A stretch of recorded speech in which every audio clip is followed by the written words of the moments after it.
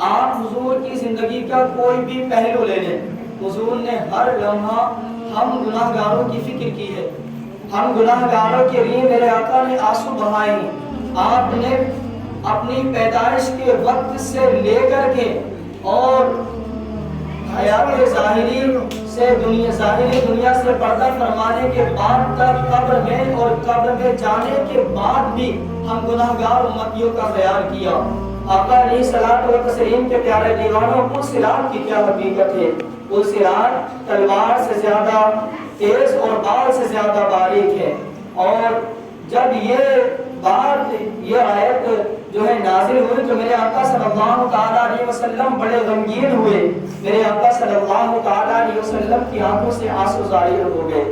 جب آنسو جاری ہو گئے تو میرے آقا صلی اللہ تعالیٰ علیہ وسلم اسی اسنا میں روتے ہوئے اپنے شہر کو چھوڑ دیتے ہیں اور پہاڑوں میں چلے جاتے ہیں۔ ادھر پورے مدینے میں 3 دن ہو گئے، کوہرام مچ گیا کہ آقا صلی اللہ تعالیٰ علیہ وسلم ہم نے موجود نہیں ہیں۔ لوگ صحابہ کرام حضور کو نہیں دیکھ پاتے تو وہ بے چین ہو جاتے تھے، ان کا سکون ختم ہو جاتا تھا، ان کا قرار ختم ہو جاتا تھا، بے قراری بڑھ جاتی تھی جب میرے آقا کو نہیں دیکھتے تھے۔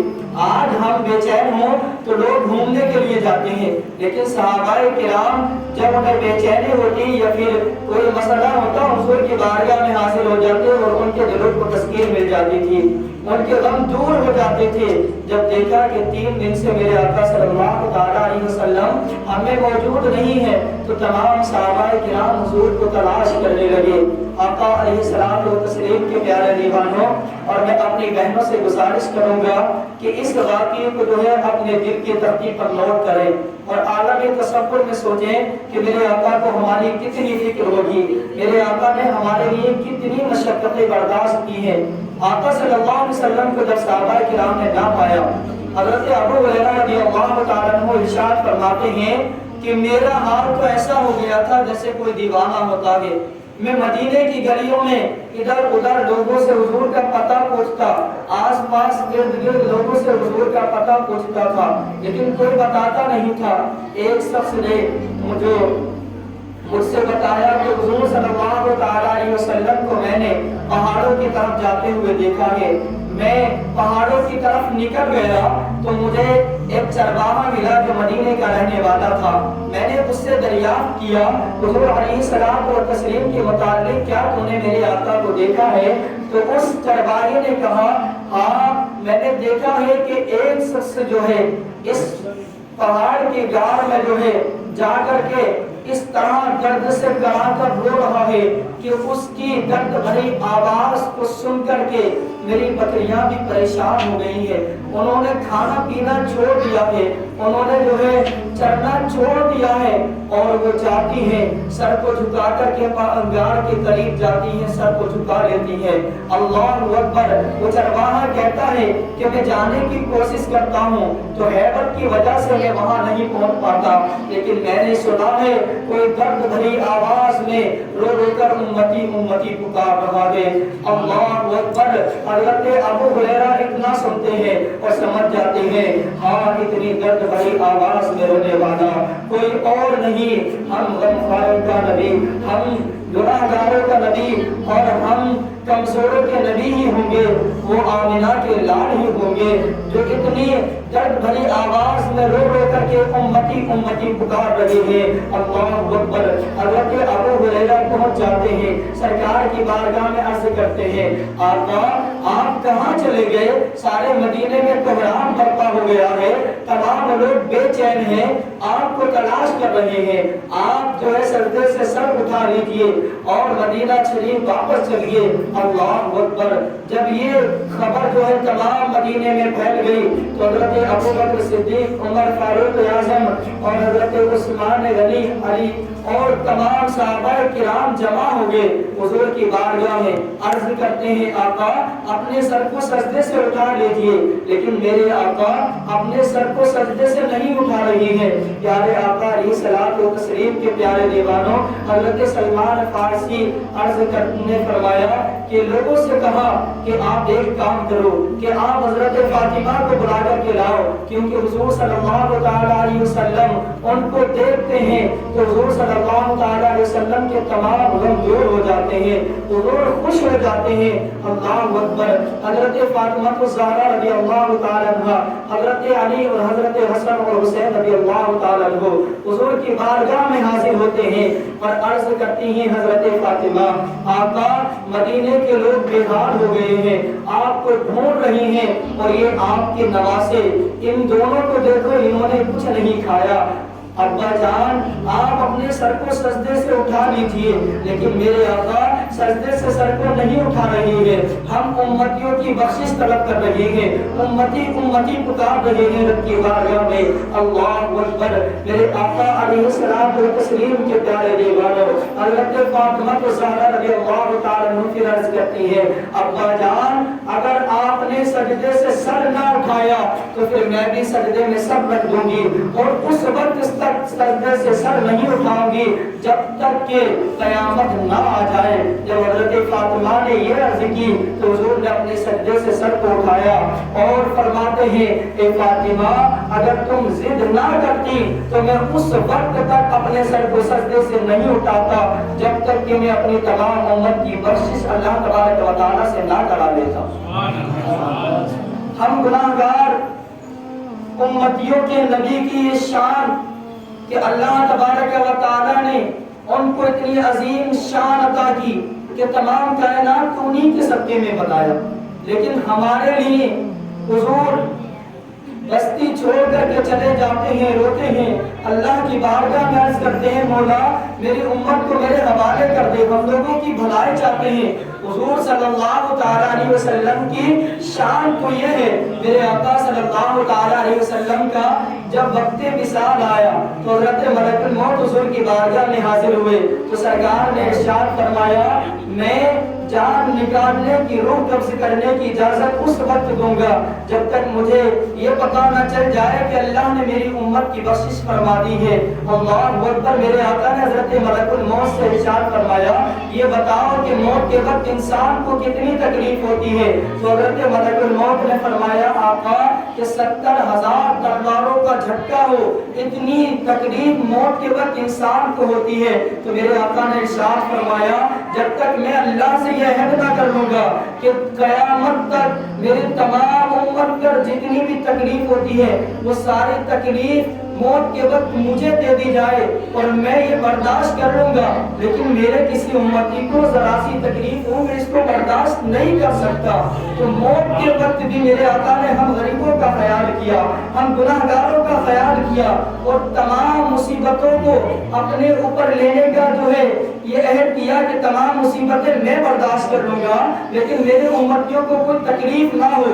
جو صحابہ کرام حضور کی قبر میں داخل ہوئے تھے ان میں سے جو آخر میں رہ گئے تھے وہ عرض کرتے ہیں، میں نے دیکھا حضور کے لب مبارک ہل رہے تھے تو میں نے کان لگا کر کے سنا، تب بھی امتی امتی کی صدائیں آ رہی تھی۔ اللہ اکبر۔ میرے آقا قبر میں موت کے وقت، پیدا ہوتے وقت ہم گناہگاروں کا خیال فرما رہے ہیں کہ ہمیں تکلیف نہ ہو، ہمیں کوئی مصیبت نہ پہنچے، ہمیں کسی طرح کی تکلیف کو برداشت کرنا نہ پڑے۔ موت کا وقت ہو، قبر ہو، پیدائش کا وقت ہو، ہر لمحہ حضور ہم گناہگاروں کی جو ہے فریاد کہ ہم گناہگاروں کو یاد کر رہے ہیں۔ یہاں تک حضور فرماتے ہیں، اگر میرے کسی امتی کے پیر میں کانٹا بھی چھپ جائے تو اس کی تکلیف مجھے ہوتی ہے۔ تو میرے آقا صلی اللہ علیہ وسلم کے پیارے دیوانوں، میری ماں بہنوں، میں یہ عرض کرنا چاہتا ہوں، بتاؤ اتنا عظیم لیڈر، اتنا رحم کرنے والا، اتنی کسی کی جو ہے فکر کرنے والا آج تک کوئی ہوا ہے؟ نہیں ہوا۔ اتنے اچھے محبوب کو، اتنے پیارے نبی کو کوئی تکلیف دینے کی سوچ بھی نہیں سکتا۔ ہمارے آقا نے ہمارے لیے اتنا سب کچھ کیا، آج ہم کیا کر رہے ہیں؟ بتاؤ کیا کوئی عقل مند انسان اتنے بہترین اپنے رہبر کو تکلیف دینے کی کوشش کرے گا؟ سوچ بھی نہیں سکتا۔ لیکن آج آخری بار، آج کیا ہم اپنے اس عظیم نبی کو تکلیف نہیں پہنچا رہے ہیں؟ سوچو جس وقت ہم حضور کی سنت کا جو ہے مذاق اڑاتے ہوں گے اس وقت میرے آقا کو کتنی تکلیف ہوتی ہوگی۔ ہم اپنی داڑھی کو کٹا کر کے نالیوں میں جب بال بہاتے ہوں گے تو اس وقت میرے آقا کے دل پر کیا گزرتی ہوگی؟ بتاؤ، جو نبی سجدہ جب پیدا ہو تو سجدہ کر کے تمام امت کو بتا دے کہ سجدہ بھی اللہ کو ہے، سجدہ اللہ کی بارگاہ میں کیا جائے، نماز کا وہیں سے ہمیں حکم دے دیا گیا، تو بتاؤ ہم نماز چھوڑتے ہوں گے تو اس وقت میرے نبی کو تکلیف نہیں ہوتی ہوگی؟ ہم ساری رات گناہوں میں گزار دیں، موبائل چلاتے ہوئے گزار دیں، ادھر ادھر کی باتیں کرتے ہوئے گزار دیں، تو کیا اس سے میرے نبی کو تکلیف نہیں ہوتی ہوگی کہ ہمارے گناہوں کی وجہ سے میرے آقا کو کتنی تکلیف ہوتی ہوگی؟ بتائیں، آج ہماری بہن بیٹیاں جو کفر کی گندگی تک پہنچ گئیں، آج ہمارے گھروں سے وہ دوسروں کے گھر بسانے لگی، ان کا ایمان بھی برباد ہو گیا، تو کیا اس بات سے میرے نبی کو تکلیف نہیں ہوتی ہوگی؟ میرے نبی کو اس بات سے تکلیف نہیں ہوتی ہوگی کہ آج ہماری بچیاں، آج ہماری بہنیں، آج ہماری مائیں، آج ہماری بیویاں بے پردہ اپنے جسم کی نمائش کرتے ہوئے بازاروں میں نکلیں؟ اس سے ہمارے نبی کو کتنی تکلیف ہوتی ہوگی؟ آپ خود اندازہ کریں کہ ہم اپنے نبی کو کتنی تکلیف پہنچا رہے ہیں۔ تو بس میرا پیغام آپ کو یہی پہنچانا ہے کہ نماز قضا کر کے، بے حیائی میں پڑھ کے، بری باتوں میں پڑھ کے اور گناہ کر کر کے اپنے نبی کو تکلیف نہ دیں، اتنے عظیم نبی کو تکلیف نہ دیں۔ دیکھیں، اگر وہ روٹ گئے تو پھر کوئی بھی ہمارا پرسان حال نہیں ہوگا۔ آج اگر کسی کہ بیٹے کا انتقال ہو جائے تو اس کی ماں بھی چند لمحے کے لیے جب روٹی کھاتی ہے تو اپنے بیٹے کو بھول جاتی ہے، دوست بھی قبر پر ہاتھ جھاڑ کر واپس آ جاتے ہیں۔ ایک ہی ہمارے پاس ایسی ہستی ہے جو پیدائش سے لے کر حشر تک ہماری رہنمائی کرنے والی ہے، ہمارا فکر کرنے والی ہے، وہ ذات صرف محمد رسول اللہ کی ہے۔ اگر وہ ناراض ہو گئے تو پھر کچھ نہیں، ہمارے پاس سب کچھ لٹ جائے گا، اور اگر ہم نے انہیں راضی کر لیا تو سمجھ لو سب کو راضی کر لیا۔ ایک بات یاد رکھیں، لوگوں کی رضا کے لیے، لوگوں کو خوش کرنے کے لیے اپنے رب کو ناراض نہ کریں۔ لوگوں کے بدلے دوسرے لوگ مل سکتے ہیں، دوستوں کے بدلے دوسرے دوست مل سکتے ہیں، لیکن اگر خدا ناراض ہو گیا تو خدا کے بدلے کوئی دوسرا خدا نہیں مل سکتا۔ نبی ناراض ہو گئے تو ایسا عظیم لیڈر، ایسا پرسان حال آپ کو نہیں مل سکتا۔ تو آج اس غفلت کی نیند سے اٹھیں، اپنی مسجدوں کو آباد کریں، اپنے بچوں کو اسلامی تعلیم دیں، علماء کرام سے محبت کریں، ان کی مدد کریں، اور جو ہے اپنے گھروں میں پردے کا اہتمام اپنے بچوں سے، بیویوں سے، اپنی بچیوں سے، اپنی بہنوں کو پردے کا حکم دیں۔ اور ہماری بہنیں جو سن رہی ہیں، میں ان سے بھی عرض کرنا چاہوں گا کہ آپ جسم کی نمائش کریں گے تو اس سے آزاد کے علاوہ اور مصیبتوں کے علاوہ آپ کو کچھ حاصل نہیں ہوگا۔ جب گوشت کھلا ہوتا ہے تو کتے اس کو نوچتے ہیں، اس کو پھاڑ کر کھانے کی کوشش کرتے ہیں، لیکن اگر وہ پیک ہو، کالی پنی میں ہو تو اس پر نظر نہیں پڑتی۔ اس لیے تو میں پردے کا حکم اس لیے دیا گیا کیونکہ جو قیمتی چیز ہوتی ہے اسے چھپا کر رکھا جاتا ہے، تو مسلمانوں کی عورتیں یہ بہت قیمتی ہیں، اور اگر ہم اس قیمتی خزانے کو برسر عام سڑکوں پر رکھ دیں گے تو پھر یہ ہوس کا شکار ہونے کے علاوہ، لوگوں کی ہوس پوری کرنے کے علاوہ، لوگوں کا کھلونا بننے کے علاوہ اور کوئی مقصد ان کا نہیں رہے گا۔ آپ سے گزارش ہے کہ آپ کسی کی ماں ہیں، آپ کسی کی بیٹی ہیں، آپ کسی کی بیوی ہیں، کسی کی بیٹی ہیں، تو آپ اپنے باپ کے لیے رحمت ہیں۔ کسی کی بیوی ہے تو اس کی نصف ایمان کا حصہ ہے، اس کی پاکیزگی اور طہارت کی آپ جو ہے ضامن ہیں۔ اور اگر آپ کسی کی ماں ہیں تو آپ کے قدموں کے نیچے اس کی جنت ہے، تو اس کی جنت پاکیزہ، طیب اور طاہر بنو، ایسی اس کی جنت نہ بنو کہ خود بھی گناہ کرنے کی وجہ سے جہنم کی آگ میں جائے اور تمہاری اولاد بھی تمہارے اس عمل سے جو ہے پھر گناہوں میں پڑ جائے۔ اس لیے آپ سب کو یہ کرنا ہے، اب سے نماز نہیں چھوڑنی، صرف اپنی زبان سے یہ نہیں کہنا کہ حضور پر جان لٹا دیں گے، یقیناً جان لٹائیں گے جب وقت آئے گا، لیکن جو سر نہیں جھکا سکتا وہ جان کہاں سے لٹا دے گا؟ سر کیسے کٹا دے گا؟ سر جھکاؤ گے تو سر کٹانے کا جذبہ بھی مل جائے گا۔ اللہ تبارک و تعالیٰ سے دعا ہے ہم سب کو سچا عاشق رسول ہونے کی توفیق عطا فرمائے، اور ہم سب کو سرکار سے وفاداری کرنے کی توفیق عطا فرمائے، ہم سب کو آقا علیہ الصلوۃ والتسلیم کی سنتوں پر عمل کرنے والا بنائے۔ اللہ جل شانہ ہمارے گناہوں کو معاف فرمائے اور ہمیں پاکیزگی، تقویٰ اور طہارت عطا فرمائے۔